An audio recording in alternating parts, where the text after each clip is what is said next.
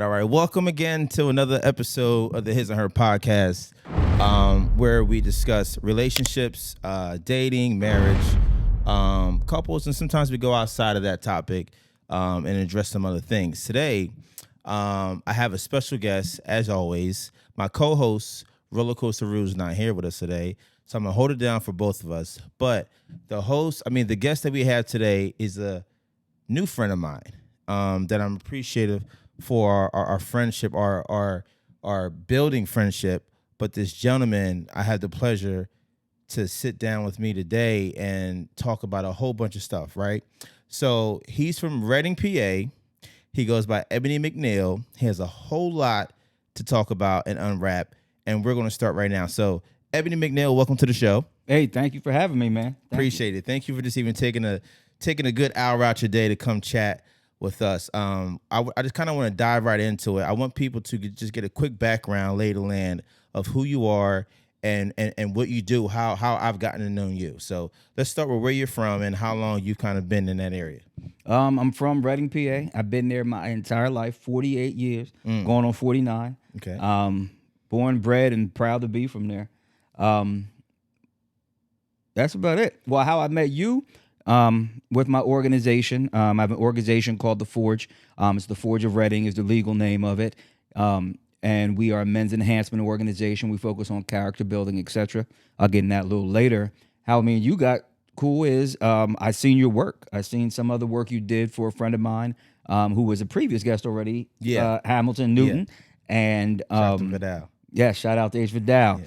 And literally, I saw it, I loved it, and I wanted to get a better marketing video and things for my organization. Mm-hmm. We had done a lot with phones and reels, but I said I wanted to get something professionally done. And I liked your work because it has the edge I was looking for, but was still corporate and professional. So I reached out, and here we are. Here we are. Well, I appreciate that. Again, shout out to H. Vidal. I mean, he's literally the reason why we're sitting here today. Big shout out to him. I want to talk a little bit about The Forge, because I think I know you have your audience. This is going to reach my audience, and I think my audience really needs to understand what The Forge is, because it was exciting for me, even though you hired me to kind of capture it. It was exciting for me to just be there, right? It was even a moment where I forgot I was supposed to be taking pictures because I was so tuned into the conversation. So, what do you hope that the people who attend the Forge Forum get? When you leave at the end of the day, what are you hoping that at least one person in there either experienced or just got affected by the day? Just kind of like talk a little bit about that. Well, what my plan is I created a place, and I want it to become a safe place for men. I want them to understand that no matter what demographic you're in, black, white, Spanish, whatever race, financial, you could be making $1 million a year, you can be homeless. A lot of men still have the same pressures and feelings that we all bottle up. And a lot of us don't express it enough. And that's mainly because we've been taught, whether directly or just society inferring, movies, whatever the case would be, we have to behave a certain way. And with that comes a lot of pressure that men deal with, and they don't express it right. Again, we don't express it because we're worried, will the people I want to express it to handle it correctly, or they use it against me? Or am I weak because I'm feeling this pressure, and because nobody else is showing it, maybe it doesn't even bother them. Mm-hmm. So we created a space so men can come in, they engage in good fellowship, good conversation, but at the end, we always make sure that when they leave, they have gained some feeling of, okay, I'm not alone in this. It's okay to be a man. Another portion of that is the accountability. So we challenge them as well. So it's not strictly, we don't get in a room and everybody just pours their soul out, or everybody just complains about women and money and how bad society is. We try to hold them accountable. So the same things you're complaining about, what part in that do you have? Right. And we make you look at that, and then we say, okay, so as you reflect on yourself, you're also hearing perspective of how to do it better, and hopefully it can become a comprehensive approach to leaving there the best man you can be. What do you think is the number one issue that people want to discuss there? Is it money problems? Is it relationship problems? What do you think in your experience from the people who've been coming to your organization speak out about the most? I will say I don't think it's money. And the reason being, like I said, the demographic, there's people in there making buku bucks, and we've had homeless people in the same room. And I don't think it's money, because I've learned as we've gone through these that the money, I don't want to say is irrelevant, because money obviously helps things. You know what I mean? But the pressure isn't necessarily the money. So a lot of things that the men want to discuss, relationships, how they feel in it, the pressures, fatherhood's a big one. Being a good husband's a big one. How to handle your emotions, and not have every emotion turn into just anger is another big one. Right. So we focus on that aspect of a lot of things. I mean, we talk about money in reference to the pressure of providing. We talk about money in reference to comparison to others. But it's not really a complaint, oh, I don't make enough money, I need to figure out how to make money, I want somebody to teach me how to make money. It's never that. It's usually money as a portion of the bigger problem.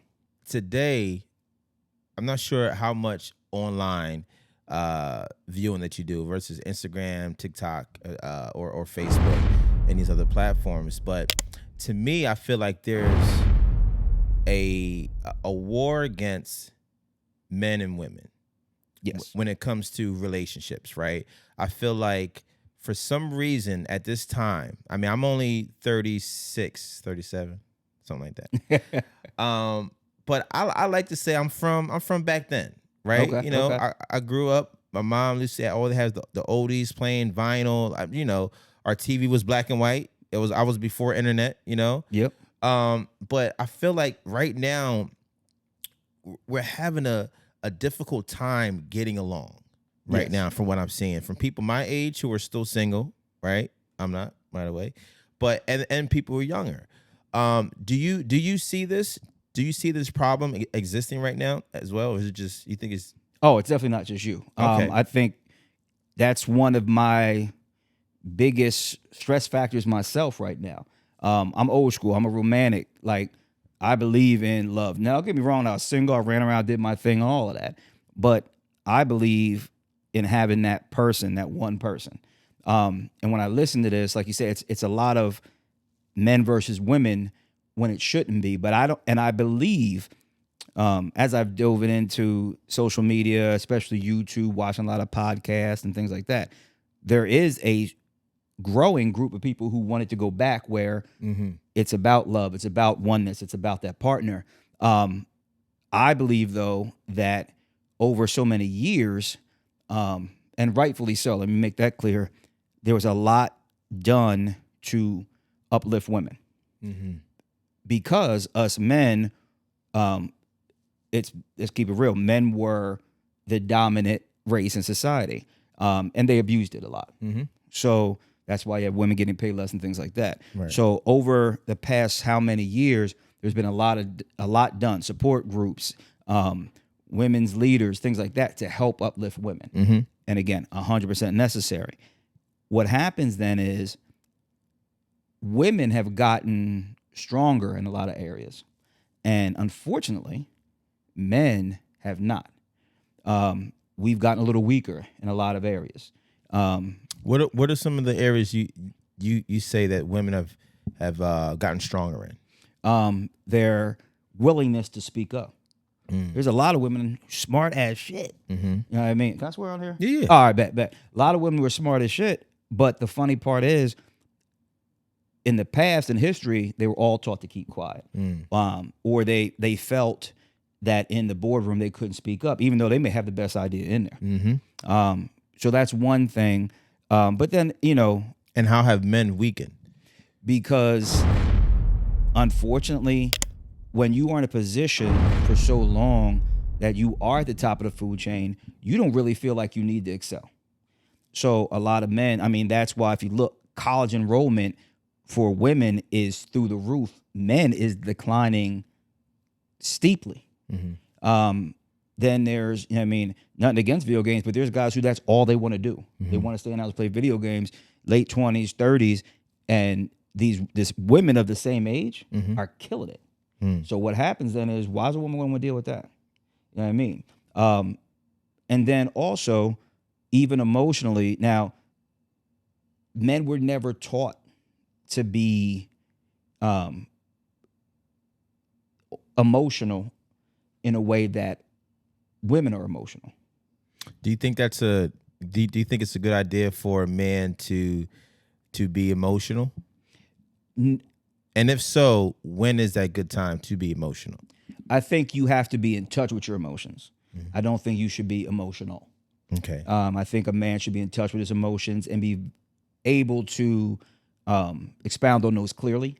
I don't think he should be emotional. I think he should be in touch with his emotions, but not let them control him. I do believe a man has to be, a man should be the rock. He should be the foundation. When everything's going crazy around you, the man should be the one who's steady. Unfortunately, some people look at that as just being stoic, or some people look at that as maybe you shouldn't be that way. But they'll say people, especially if it is a woman, she's not going to want a man who breaks down every time something happens. You know what I mean? Yeah. We want that. They want that strong rock, but unfortunately, society for so long has taught us that if you're that, you're also not even supposed to acknowledge and show your other emotions. Right. Do you think women of today really know what they want? Or do you think that what they think they want is from what they're seeing or what they're putting out there? Do you think they really know what they want? Because I've came across some women just in conversations, and we talked about men crying. And to them, they're like, I want my man to cry. I want my man to express his emotions with me and be this soft side to me, right? But kind of what you just spoke about, there's men who maybe at certain times may not need to express that, right? They might need to be calm in that chaotic moment.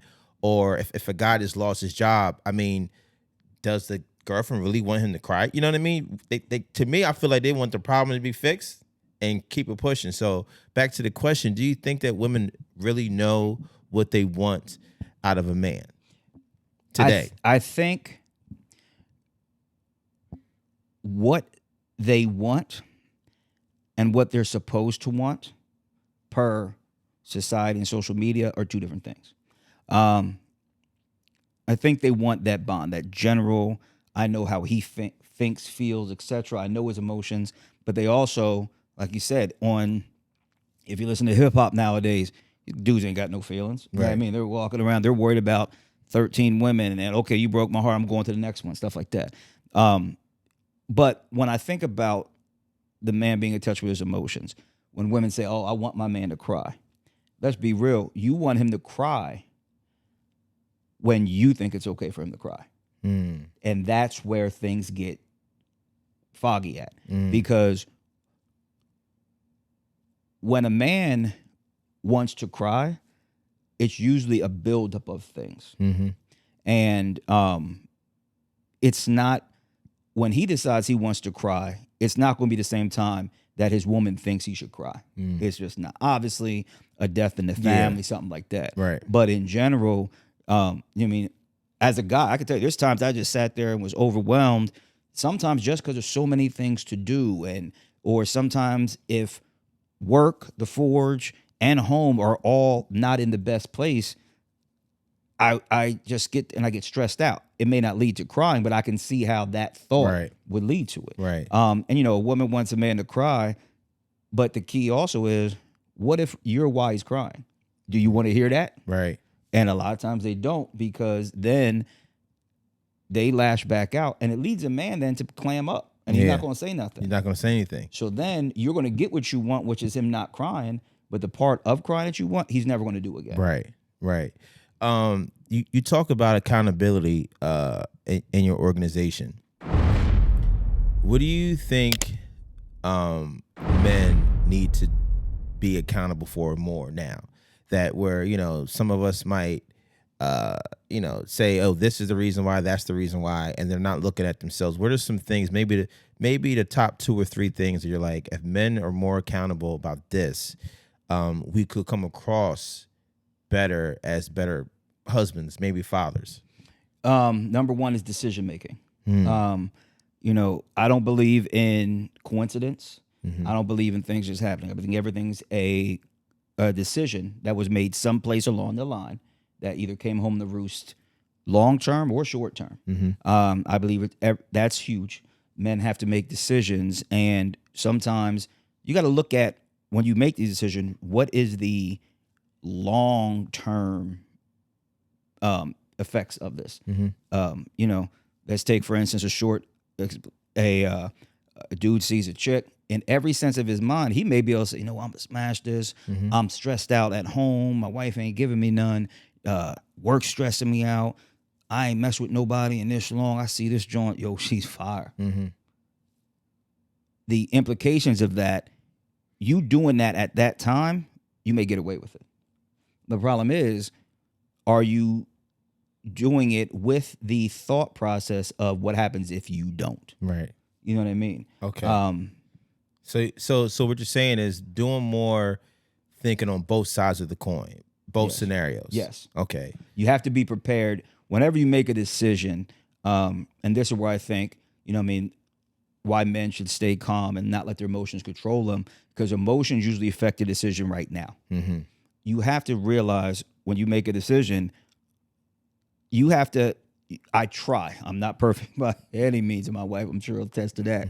But you want to make sure that when you make a decision, you have accepted each possibility that can come from that. Right. And can you handle each possibility that can come from that? Take it with money. If I spend this and I'm broke, do I have a plan to get myself out of being broke? Or if I spend this and I get paid, now what's my plan with this new money? Like, everything has to be weighed out both ways. Nobody's perfect at it, but that's what we should try to do as men. Why do you think women are scared of accountability?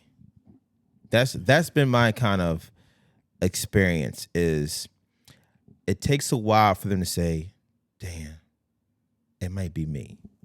Damn, I did play a part in this.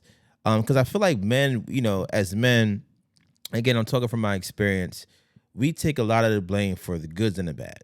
Yes. Right? Like, for example, if a girl goes out on a date with a guy, and let's say the girl's personality is just whack, nothing's going on, but she doesn't like the date. She doesn't think that the date's good. It's always going to say, he wasn't a good guy. He wasn't, or the date was whack because it's our fault.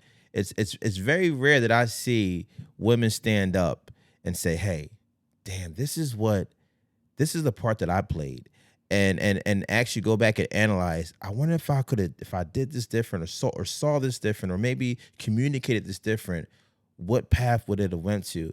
This is what I see, that they're not quick to do that. I think they are. Well, let me rephrase that. I don't think they're quick to do it. I do believe they do it, but I don't believe they will ever let you know that they did it. Why do you think that? Why do you think that's not their first instinct to go and say, hey, what am I doing? Honestly, I believe because society has made it easy for it to fall on the man. Yeah. If you look at any scenario, like you said, man, we take the good and the bad, especially the bad. Yes. If you look at a scenario, if a guy cheats on a girl, okay, and no matter what the problem is, he's the bad guy. If a girl cheats on a guy, it's easy to say, well, he wasn't giving me what I needed. He wasn't emotionally available, etc. If a guy says that same thing about a girl, they're still going to blame the guy for cheating. Yeah. You see what I mean? So it's, he still can't control himself. As a man, you're supposed to be, etc., etc. Yeah. So I don't believe that they don't take accountability. I just believe that the person who they should be accountable to may never hear it. Their girlfriends may hear it, and if they have good girlfriends, their girlfriend will go, girl, you messed that up. He was a good dude. Yeah, right. But it may not ever come out that she admitted it was her fault. And that's, again, because society has made it that the guy's always the negative. So even in her mind, subconsciously, she still thinks it's him versus accountable for her. How long have you been married? 11 years. 11 years.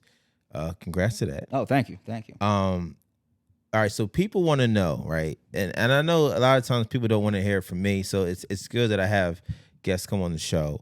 You've been married 11 years. To you, what is it to be a husband? What does that mean to you? Like if you had to create your definition or explain it to somebody who's maybe 18 about to graduate college or graduating high school, what is it to be a husband? What does that look like to you if you can describe that? I would say it's finding your best self, and being a servant in the home. And what I don't mean is a servant by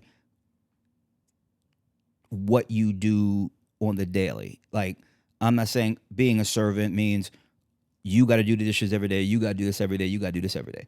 I can't say that because my wife does more.